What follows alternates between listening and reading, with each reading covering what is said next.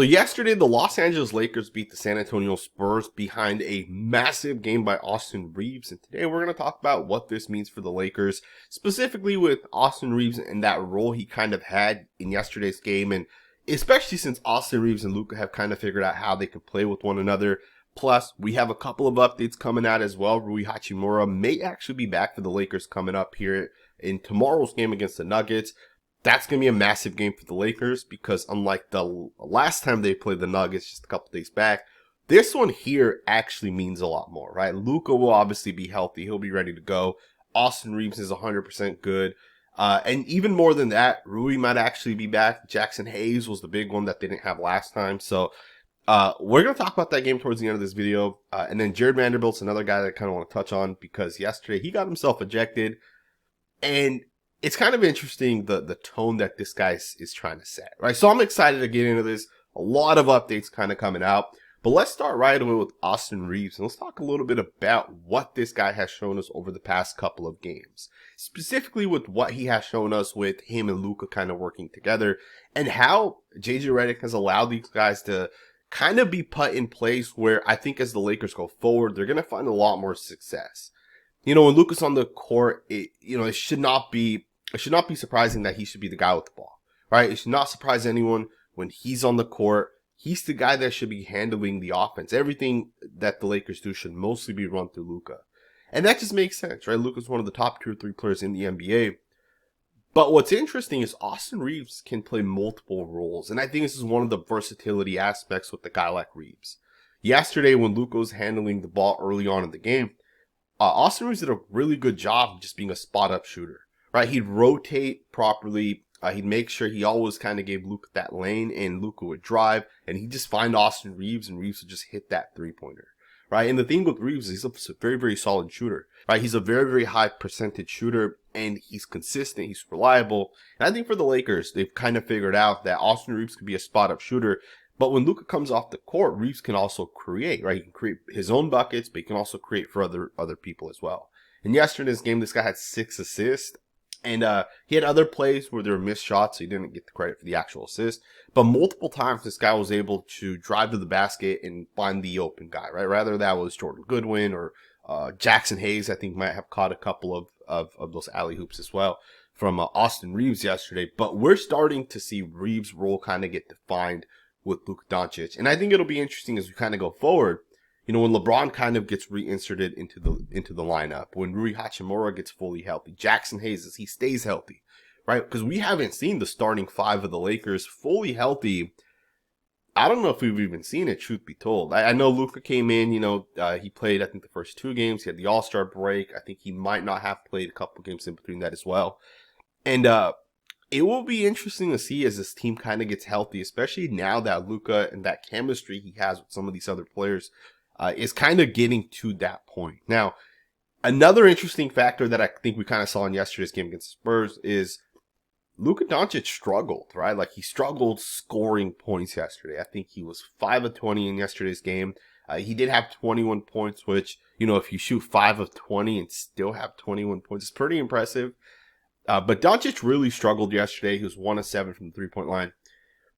One of the interesting things with him struggling, though, is this, we have to realize with Luka and his role specifically is he's not just known as a guy that can score points. In fact, I would make the argument Luka's, his first role within this offense is not to score points. I know he's an elite scorer and he can definitely do it, but I think Luka's first role within the offense is creating points for other players. It's kind of like LeBron James, right? Whenever people make that comparison of, who's better, LeBron or Kobe or Michael, people are always going to make the comparison, well, LeBron's not really as good of a scorer as the other two. And that is true, but part of that also is because LeBron's role has always kind of been that he's a creator for other people first before he, scores points himself. Doesn't mean he can't do it, but his role has always been, I'm going to pass the ball, I'm going to make the smart, efficient play.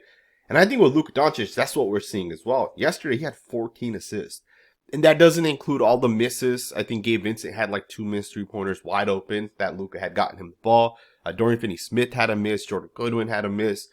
Luka Doncic's first role within the Lakers, in my opinion, is creating for other people. Which, again, he struggled yesterday. He still had 21 points, and it's just crazy how it's kind of coming together for the Lakers, where Luka can struggle and they can still blow out the San Antonio Spurs. And that also just kind of goes to the depth that the Lakers have at this point.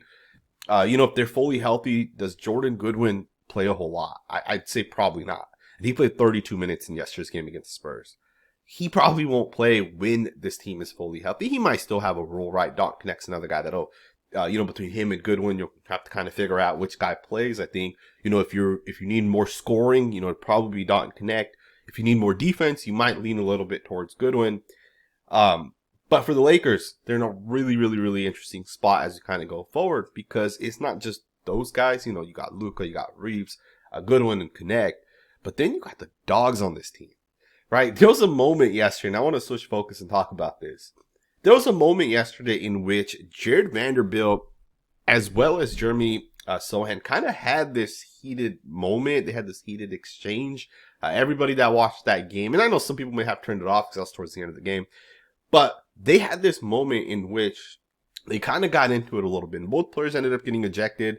But I want to talk about this moment because I think people sometimes overlook kind of what's happening out there. You can look at the fact that, hey, one guy pushes another, they both get ejected. Maybe it's dumb for a player to get himself ejected, but there's more that ends up happening out there, right? Jared Vanderbilt's setting the tone, right? He's setting the tone. He's setting the mindset for the team. He's setting that, hey, we're physical. We're going to, be dogs. We're going to come and impose our will to some of these other teams, right? The Spurs aren't really that good of a team, especially today, right? They have multiple people out, but Jared Vanderbilt setting the tone. And I kind of want to just go through this really quickly, right? So Vanderbilt obviously was the first one that initiated contact with Sohan, right? You can clearly see Vanderbilt pushes Sohan. He ends up getting called for a foul. And then he even comes around and pushes him a second time. And to me, that's interesting because that second push was kind of unnecessary, right? Let's just be honest. And then Sohan throws the ball back at Jared Vanderbilt. Now, here's the thing, right? When that ball gets thrown at Vanderbilt, Vando has, a couple of different things he can do. He can say, hey, the ball barely touched me. It's really not a big deal. I pushed him a couple times unnecessarily.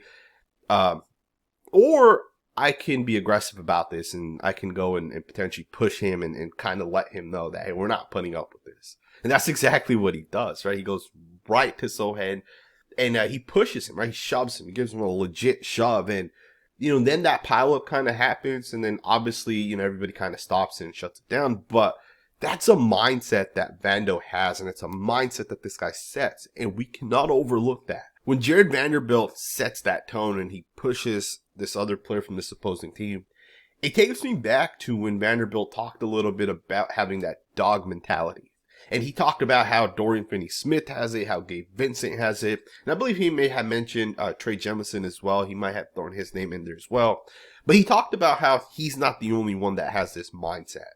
Right? These other guys kind of have it as well. And, obviously Vanderbilt kind of takes it over the top compared to those other guys. But it's a mindset that I feel like for the Lakers, you have to have these type of players because they're good defensive players, but they set the tone. They can be aggressive. And we've seen what Vando's been able to do. I think it was Kawhi Leonard in that last Clippers game where this guy was just all over Leonard, right? He made it really, really tough on him.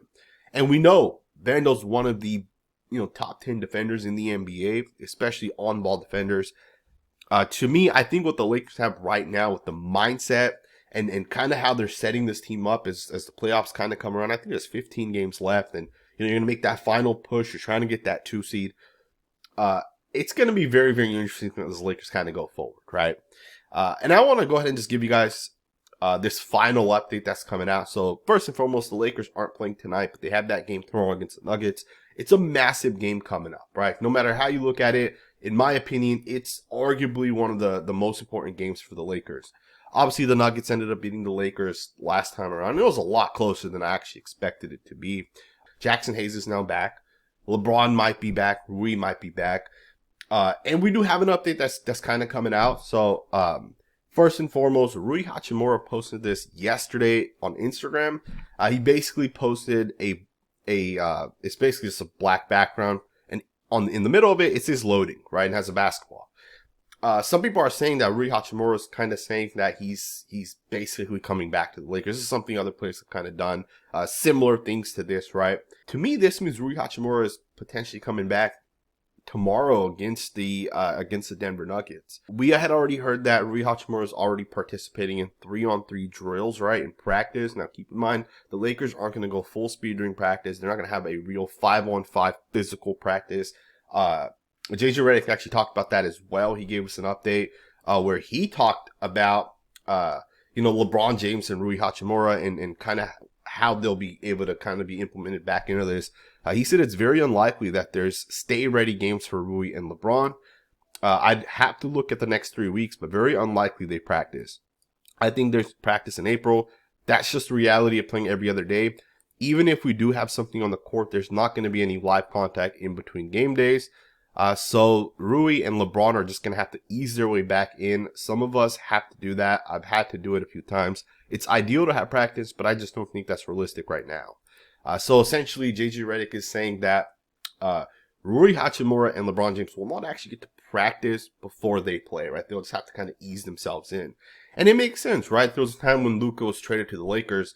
The first 2 games before that All-Star game, the Lakers could have just kept Luka on the bench and said, hey, take the next 2 games off. And after the All-Star game, we'll just have you start kind of going full speed and start playing right away. We'll have a practice, right, from the All-Star break to before that first game ended up happening. We'll have a practice. You can practice at that point.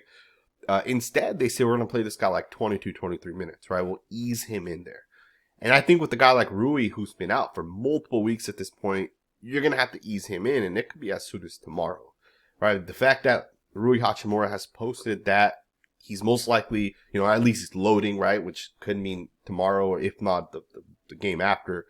And then JJ Redick obviously has also said that there won't be a practice, right? It's going to be, you're going to have to just kind of get into it. And the fact that Rui has already done some 3-on-3 work, to me, that means that he is most likely going to be back. Now, with LeBron, it does seem like it's going to be a little bit longer.